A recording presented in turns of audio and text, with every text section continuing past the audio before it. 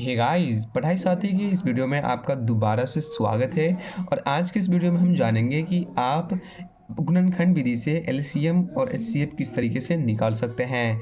जी हाँ दोस्तों, तो अगर आपको गुणनखंड विधि से एचसीएफ और एलसीएम साथ साथ नहीं आता निकालना, तो आज का मेरा ये वीडियो देखिए और मेरे साथ सीखिए कि गुणनखंड विधि से हम किस तरीके से एलसीएम और एचसीएफ निकालते हैं। दोस्तों, बहुत ही आसान स्टेप में मैं आपको समझाऊंगा। तो चलिए वीडियो स्टार्ट करते हैं और चलते हैं सीखने की एक नए जर्नी पर।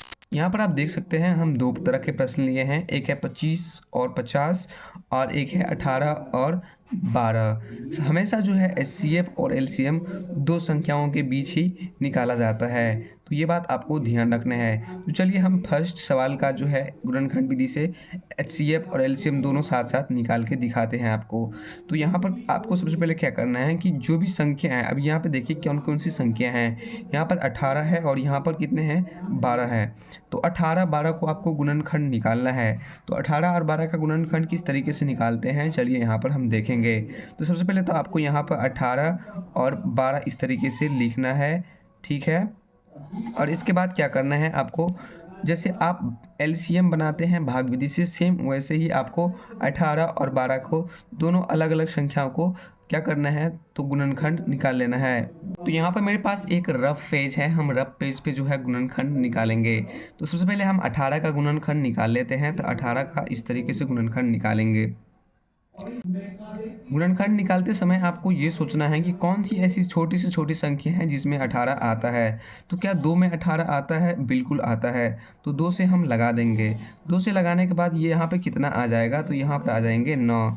इसके बाद आपको फिर क्या करना है, अब फिर यहाँ पर 9 आ गया। अब आपको फिर से सोचना है, और अब आपको सोचना है कि कौन सा ऐसा सबसे छोटी पहाड़ा है जिसमें 9 आता है। तो 2 का पहाड़ा में तो 9 नहीं आएगा, तो हम 3 के पहाड़ा में चेक करते हैं। 3 का 3, 3 दूना 6, 3 तिया 9। तो देखिए यहाँ पर 3 बार में 9 आ रहा है, तो यहाँ पर हम लगा देंगे। अब यहाँ पर फिर देखिए 3 आ गया, तो फिर आपको सोचना है वही बात। तो आप 3, 2 कान में तो आता नहीं है 3, तो क्या करेंगे, 3 कान से ही लगा देंगे। तो 3 से लगा देंगे तो ये 1 आ गया यहाँ पर। तो यहाँ पर अगर हम देखें तो 18 का जो गुणनखंड है वो हो जाएगा 2 गुने 3 गुने 3। ये इससे छोटा नहीं हो सकता। इसका जो गुणनखंड है ये हो जाएगा। तो चलिए हम यहाँ पर 18 का गुणनखंड लिख लेते हैं। यहाँ पर 2 गुने 3 गुने 3, इसका गुणनखंड हो गया। अब दोस्तों इसी तरीके से हम 12 का भी गुणनखंड निकाल लेते हैं। तो यहाँ पर देख लीजिए कि हमने दोनों संख्या का गुणनखंड निकाल लिया, यहाँ पर भी ये निकाल लिया और यहाँ पे भी गुणनखंड निकाल लिया। अब आपको एचसीएफ निकालना है। गुणनखंड निकालने के बाद आपको लिखना है एचसीएफ बराबर।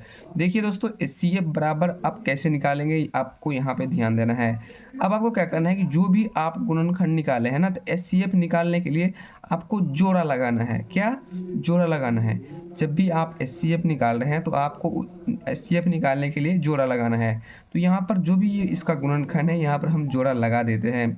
तो यहाँ पर हम जोड़ा लगाएंगे तो देखिए यहाँ पर 2 जो है, 2 से क्या हो रहा है, लग रहा है। इसके बाद नहीं मिल रहा है। इसके बाद देखिए 1 3 और 1 3 क्या हो जाएंगे, मिल रहे हैं। तो अब एचसीएफ कितना आएगा ये हम कैसे पता करेंगे? इसे पता करने के लिए जो भी आप जोड़ा लगाए हैं उसमें से एक एक संख्या ले लीजिए। तो यहाँ पर हम जोड़े में 2 लगाए हैं और 3 लगाए हैं। तो ये जो जोड़ा वाला 2 है, इसमें से हम 2 ले लेंगे और गुने इसमें से कितना ले लेंगे, 3 ले लेंगे। अब 2 को 3 से गुना करेंगे तो 3 दूना 6 हो जाएगा, यानी एचसीएफ बराबर 6 आएगा। अब दोस्तों एलसीएम आपको कैसे निकालना है, एचसीएफ इसका 6 आएगा।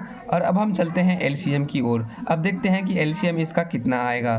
तो एलसीएम निकालने के लिए क्या करना है आपको, जो भी इसका गुणनखंड है उसको आपको पावर में आना है। पावर में किस तरीके से आनेंगे, यहाँ पर हम बराबर में देखिए लिख सकते हैं। देखिए पावर में किस तरीके से बनाना है, वो यहाँ पर सीखिए। पावर बनाना बहुत ही आसान है। यहाँ पर सबसे पहला गुणनखंड देखिए 18 का, उसमें 2 कितने बार हैं, तो 2 गुने इसके बाद कितने हैं, 3 भी है तो 3 लिख देंगे। 3 कितना बार है, 2 बार है तो 3 का पावर 2 देंगे। और 2 कितने बार हैं, 1 बार है, तो यहाँ पर हम 1 ही लिखेंगे। इसके बाद अगर हम 12 का पावर बनाएंगे तो यहाँ पर देखिए 2 कितने बार हैं, 2 है 2 बार, तो 2 का पावर 2 लिख देंगे।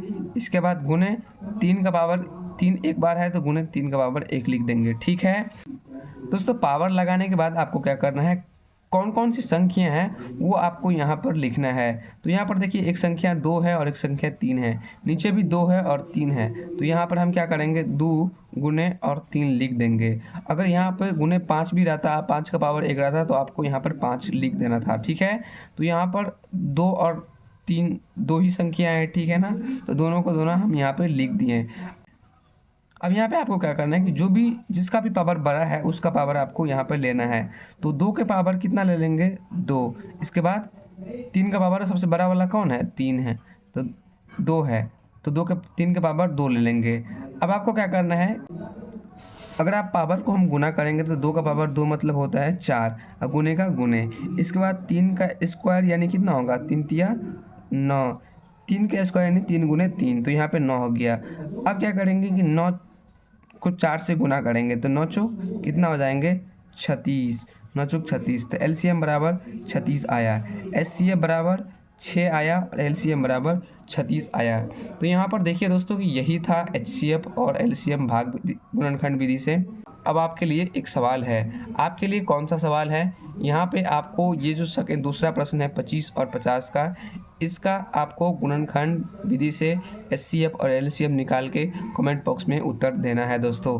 तो मैं आपसे मुलाकात करता हूँ किसी नए वीडियो के साथ, तब तक के लिए अपना ख्याल रखिए और इस प्रश्न का उत्तर जो है आप हमें कमेंट बॉक्स में ज़रूर दें।